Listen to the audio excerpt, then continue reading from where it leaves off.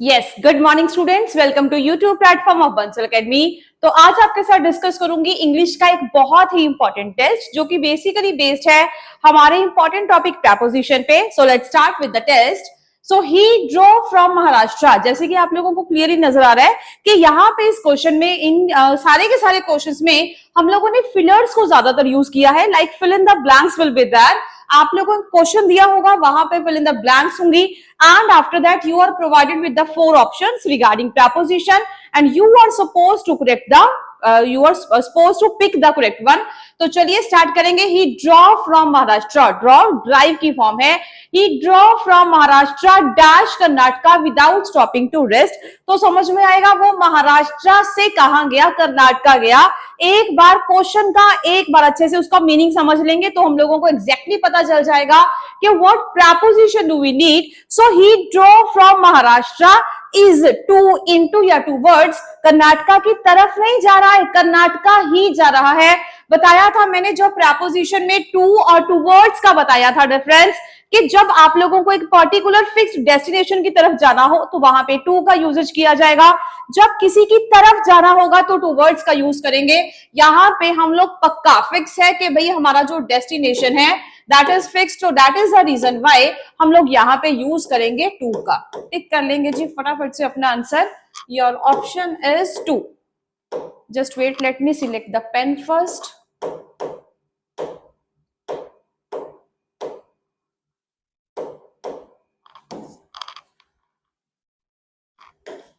Wait, let me select the pen. चलिए, तो यहां पे हमारी जो बी ऑप्शन है that is two, that is the right answer. He draw from Maharashtra to Karnataka without stopping to rest. चलिए सेकंड क्वेश्चन रीड करेंगे। Bills fight dash hunting put 26 professional शिकार कंपनीज आउट ऑफ जॉब्स। तो यहाँ पे जब question को पढ़ा एक बार उसका फील समझने की कोशिश करें कि वो हंटर्स के खिलाफ है या उनके फेवर में है। जैसी क्वेश्चन समझ में आया कि जो बिल की फाइट थी किसी के खिलाफ है या फेवर में है, वो आगे पता चलेगा। हंटिंग या तो हंटिंग के फेवर में है या हंटिंग के अगेंस्ट है। पुट 26 प्रोफेशनल शिकार कंपनीज, उसने 26 प्रोफेशनल शिकार कंपनीज को उनकी जॉब से आउट करवाया। That is the reason we were able to understand very much कि यहाँ पे वो उनके खिलाफ जाने की बात करें ना कि उनके फेवर में। तभी तो यहाँ पे टू वर्ड्स, फॉर या ओवर ऐसा कुछ नहीं आएगा। एक ही ऑप्शन है जो खिलाफ को डिनोट करेगी, that is your against. Take कर लेंगे। Bills fight against hunting put 26 professional शिकार कंपनीज आउट ऑफ जॉब्स। चलेंगे क्वेश्चन नंबर 3 पे, that is the court has absorbed him dash all the charges levelled against him. अब यहाँ पे भी question को पढ़ा। अब यहाँ पे जब भी चार्जेस की बात हुई, एब्सॉर्ब होगा मतलब उस चीज को हटा दिया एक तरीके से। Absorbed him of all the charges, ये जब भी कुछ ऐसे बहुत ही बेसिक प्रपोजिशन है, बेसिक सेंटेंसेस हैं जो बोलचाल में भी एग्जैक्टली ऐसे यूज किए जाते हैं। तो जब भी ऐसे चार्जेस की बात होगी that is him of all the charges. उस पे जो एक्यूज पे जो चार्जेस लगाए जाते हैं वहां पे आप लोग ज्यादातर प्रपोजिशन ऑफ का यूज करेंगे। The court has absorbed him of all the charges levelled against him. Tick कर लेंगे जी आंसर। आफ्टर दैट चलेंगे हमारे फोर्थ क्वेश्चन पे। You are welcome to partake. Partake होता है खाने पीने की बात करना, कुछ ईट कर लेती है, टू ईट समथिंग और to drink something, that is your partake dash their light refreshment. अब यहाँ पे आप लोगों को पता चला, मैंने कहा कुछ भी खाने पीने के लिए बुलाया गया है, ऑफ देयर लाइट रिफ्रेशमेंट। टिक कर लेंगे, ऑफ का यूजेज करेंगे। इन देयर लाइट रिफ्रेशमेंट, इन नहीं आएगा यहाँ पे, ना ही फॉर आएगा, फॉर देयर नहीं, ऑफ देयर लाइट रिफ्रेशमेंट। यहाँ पे हमेशा जब भी इस तरीके की बात की जाए कुछ खाने पीने की, पार्टेक की, तो वहां पे ऑफ देयर लाइट रिफ्रेशमेंट, जो उन्होंने लाइट रिफ्रेशमेंट प्रोवाइड करवाई थी उसके regarding we will use the preposition for of. तो यहाँ पे ना बहुत बार ऐसा चांस होता है कि आप लोग चारों प्रपोजिशन पढ़े और आप लोगों को एग्जैक्टली क्योंकि कई सेंटेंसेस इतने कॉमन होंगे, आप लोगों को देख के सुन के ही पता चल जाएगा कि यहाँ पे इस प्रपोजिशन के अलावा और किसी भी प्रपोजिशन का यूजेज नहीं किया जा सकता। चलिए चलेंगे हमारे नेक्स्ट क्वेश्चन की तरफ, दैट इज क्वेश्चन नंबर 5। जल्दी से क्वेश्चन नंबर 5 को रीड करेंगे। We met a lot of people dash our holidays. हम बहुत सारे लोगों से मिलते हैं अपनी हॉलीडेज के दौरान. तो यहाँ पे हमारा आएगा during our holidays. At our holidays नहीं, हॉलीडेज के दौरान मिलते हैं तो वहां पे during our holidays. The firm has, question number 6 करेंगे. The firm has been dealing dash luxury goods for more than 2 decades. अब कहता है कि वो जो फर्म है वो डील करती है, किस में डील करती है. मैंने बोला किस में, तो या मैंने किस में बोल दिया तो इन. हम बोलते हैं ना कि I am dealing in these goods, I am dealing in this good, I am dealing in this product. तो एग्जैक्टली जब डील की बात आएगी, हम किसी के साथ कोई डील कर रहे हैं, सौदा करने जा रहे हैं, तो वहां पे डील इन आगे जो भी आप प्रोडक्ट यूज करना चाहते हो, वहां पे लग्जरी गुड्स है, कोई प्रोडक्ट है, यहाँ पे इनका यूजेज ही होगा. टिक कर लेंगे. Question number 6 A part is the correct answer. चलेंगे 7th क्वेश्चन पे.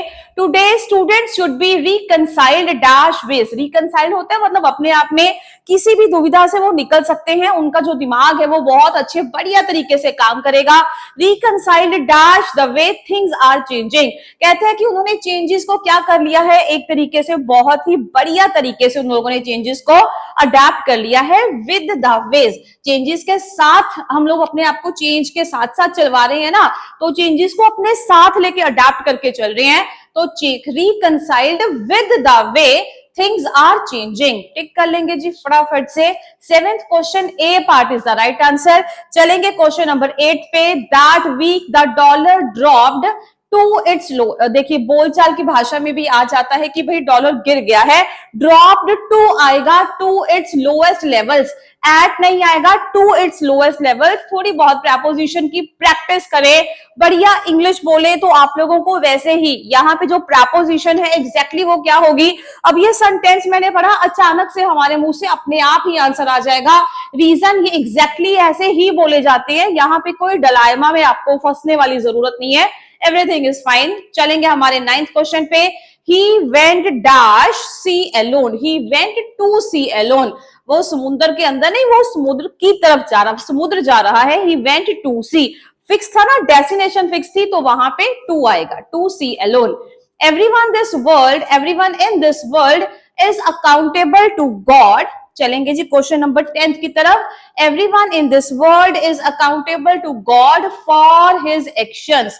पता चल जाएगा हर कोई भगवान को यहाँ पे अपने एक्शंस के कारण हम लोग गाने गिने जाएंगे. तो everyone in this world is accountable to God for his actions. जैसा कर्म करोगे वैसा ही आप लोगों को फल भी मिलेगा. Accountable to God for his actions. Tick कर लेंगे. 10th question B part is the right answer. Next question करेंगे 11th question. Speed is dash essence in a project of this type. अब एक असेंस है, सेंस का मतलब है जो बहुत ही जरूरी चीज है. स्पीड इज ऑफ, अब यहाँ पे आएगा हमारा ऑफ.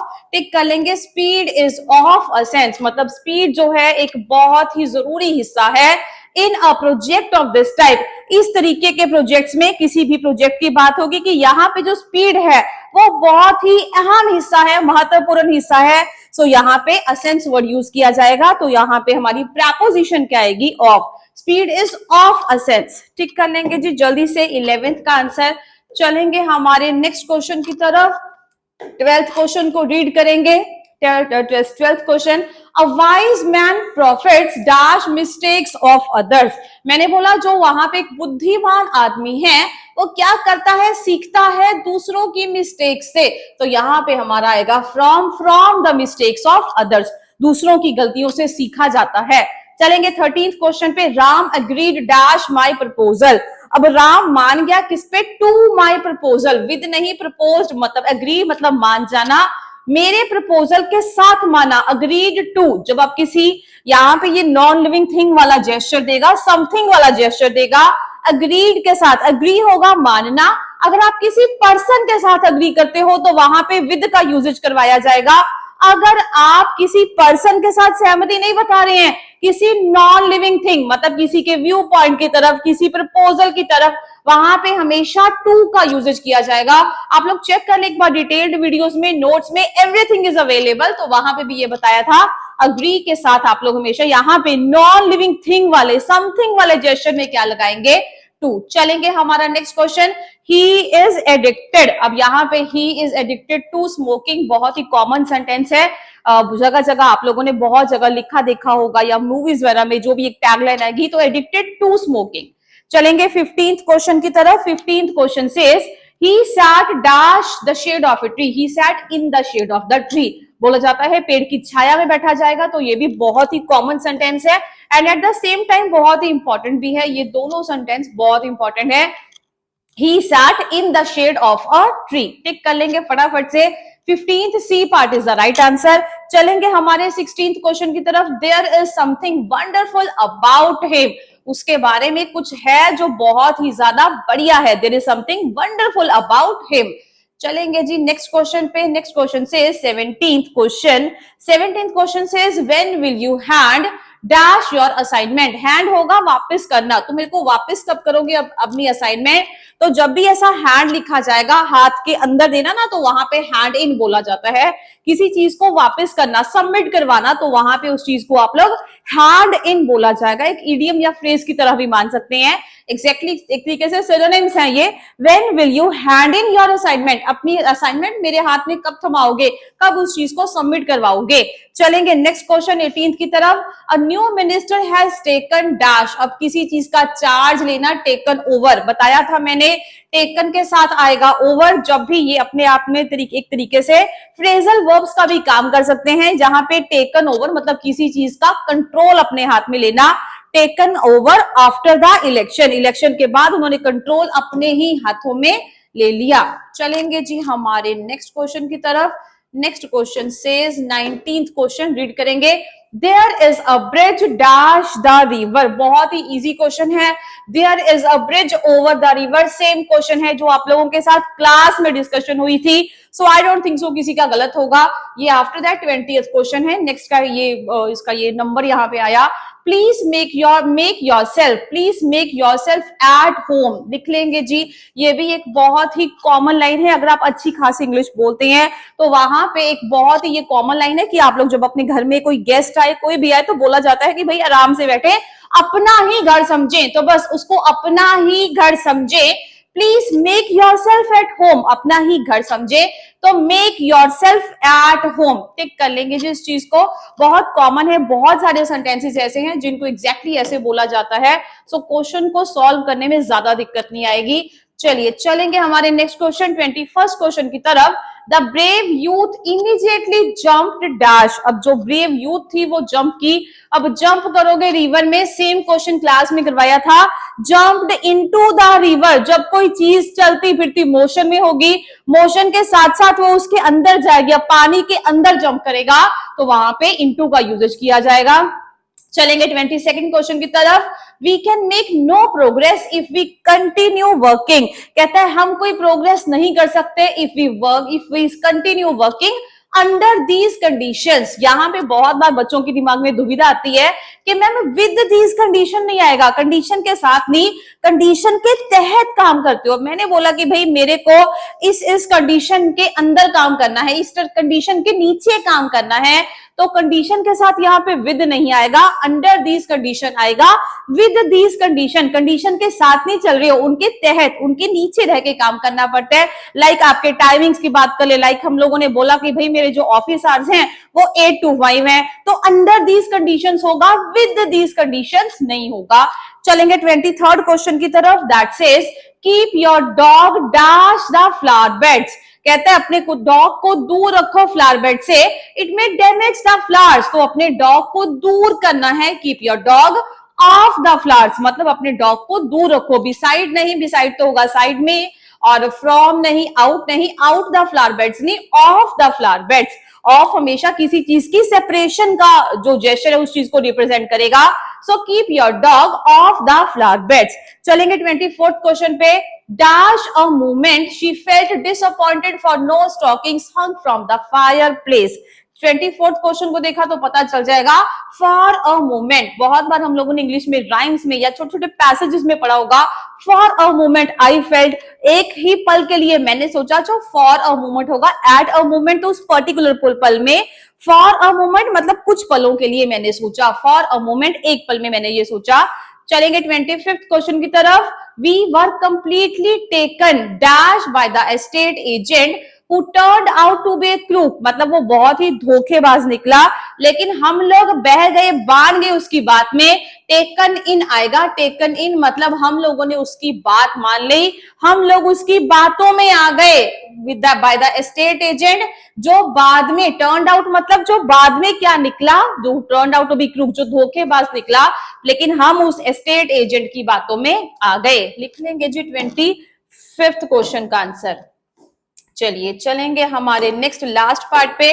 लास्ट पार्ट से 26th question, doctor Sharma concluded his speech dash explaining the importance of charity. मैंने बोला डॉक्टर शर्मा ने कंक्लूड की हिज स्पीच को, अपनी स्पीच को, by explaining the importance of charity. कैसे किया? बाय एक्सप्लेनिंग, किसी चीज को एक्सप्लेन करने का काम किया। नेक्स्ट चलेंगे 27th question, Shivaji Maharaj fought dash every kind of aggression. मैंने बोला जो शिवाजी महाराज थे वो लड़े किसके खिलाफ? Against every kind of aggression, हर तरीके के अग्रेशन के खिलाफ वो लड़े। तो किसी के खिलाफ जाने के लिए अगेंस्ट का यूज किया जाएगा। डू नॉट डिपेंड, अब ये बहुत इजी क्वेश्चन है, बहुत इजीली कर सकते हो। डू नॉट डिपेंड अपॉन मी, हमारे केवल घर वाले या हम लोग बच्चों को भी बोल देते हैं भाई मेरे पे तुम लोग निर्भर मत रहो, मेरे पे डिपेंड मत रहो। Do not depend upon on others, you must stand on your own feet. यहाँ पे ऑन का यूजेज किया जाएगा कि भाई मेरे ऊपर डिपेंड मत करो। चलेंगे 29th क्वेश्चन की तरफ, that says our life promises a lot dash pleasure and we must learn to enjoy it. Our life must promises a lot of pleasure. Pleasure के बारे में, हमारी खुशियों के बारे में बहुत कुछ वो प्रॉमिस करती है और हम लोगों को उस चीज को बहुत अच्छे से बखूबी एंजॉय करना चाहिए। Lot of pleasure. चलिए चलेंगे लास्ट क्वेश्चन पे। He traveled all dash the world, all over the world। बहुत इजी क्वेश्चन है। When he was 80 years old, वो सब जगह घूम चुका था जब वो 80 साल का हो चुका था। ऑल ओवर द वर्ल्ड मतलब पूरी की पूरी दुनिया घूम चुका था। So this was all about test. Hope आप लोगों को ये बहुत अच्छे से समझ भी आए और आपके क्वेश्चन ज्यादा से ज्यादा करेक्ट हो। चलिए मिलेंगे हमारी नेक्स्ट वीडियो में। Till then revise all your important concepts. Thank you.